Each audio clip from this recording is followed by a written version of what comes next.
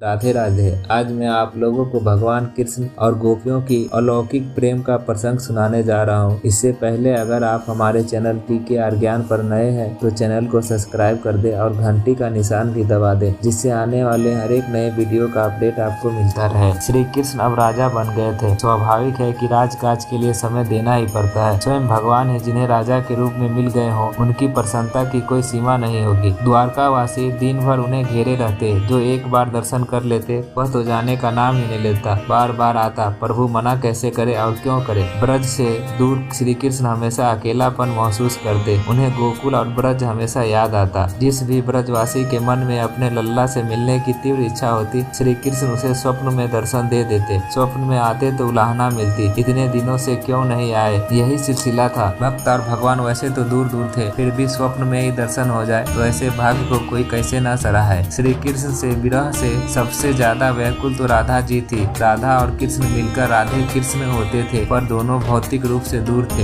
एक दिन की बात है, राधा जी सखियों संग कहीं बैठी थी। अचानक एक सखी की नजर राधा जी के पैर पर चली गई। पैर में एक घाव से खून बह रहा था। राधा जी ने गोपियों को बहलाने का प्रयास तो किया, पर सफल नहीं रही। किसी ने उनकी इस बात का विश्वास न किया। प्रश्नों से भाग रही थी। अब पलटकर फिर से प्रश्न शुरू हो गए। सखियों ने पूछा, यदि यह घाव कान्हा के पैर के नाखून से हुआ तो अब तक सूखा क्यों नहीं। कान्हा को गई कई बरस हो गए, इतने में तो कोई भी घाव सूख जाएगा। देखो कुछ छुपाओ मत, हमसे छुपा ना सकोगी। आज नहीं तो कल पता चल ही जाएगा, तो अच्छा है कि आज ही बता दो। राधा जी समझ गई कि सखियों को आधी बात बताकर बहलाया नहीं जा सकता। वह तो अपने कन्हैया से आज ही रात स्वप्न में पूछ लेगी, बात तो खुल ही जाएगी, इसलिए बता ही देना चाहिए। राधा जी बोली, घाव सूखता तो तब न जब मैं इसे सूखने देती। मैं रोज इसे खुरेद कर हरा कर देती हूँ। सखियों की तो आंखें फटी रह गई यह सुनकर कि राधा जी घाव को हरा कर रही है। यह तो बड़ी विचित्र बात हुई। सबके चेहरे पर एक साथ कई भाव आए।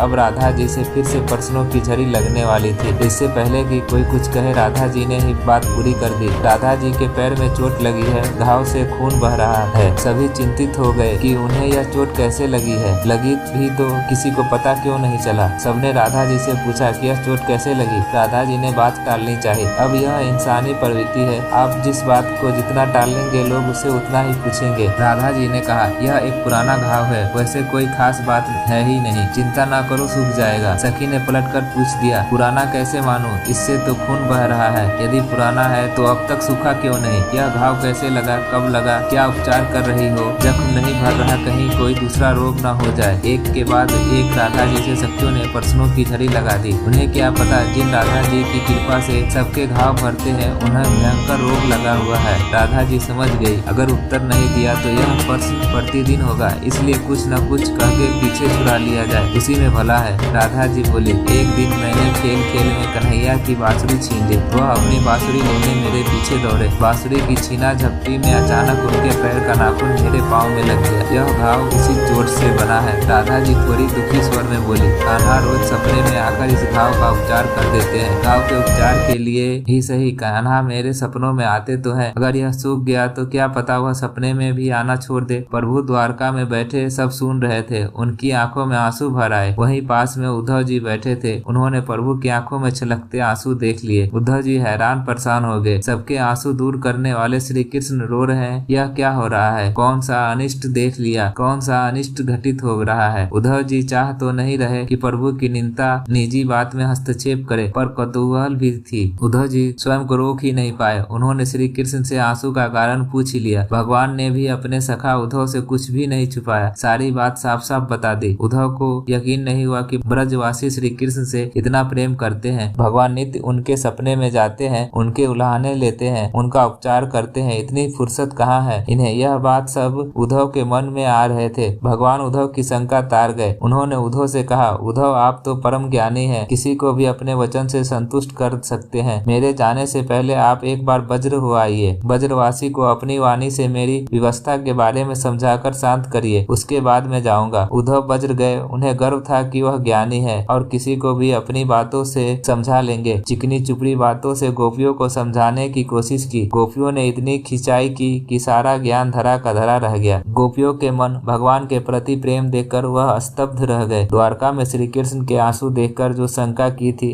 उसके लिए बड़े लज्जित हुए। गोपियों ने श्री कृष्ण से अपने प्रेम भाव का जो वर्णन शुरू किया किया तो उद्धव की आंखें स्वयं झरझर बहने लगी। वह भाव विभोर हो गए। राधा और कृष्ण के बीच अलौकिक प्रेम की उद्धव ने तभी समझा। राधा कृष्ण की अलौकिक प्रेम कहा था आपको कैसी लगी कमेंट जरूर करें। अच्छी लगी हो तो लाइक कर दे और चैनल को सब्सक्राइब कर दे। राधे राधे।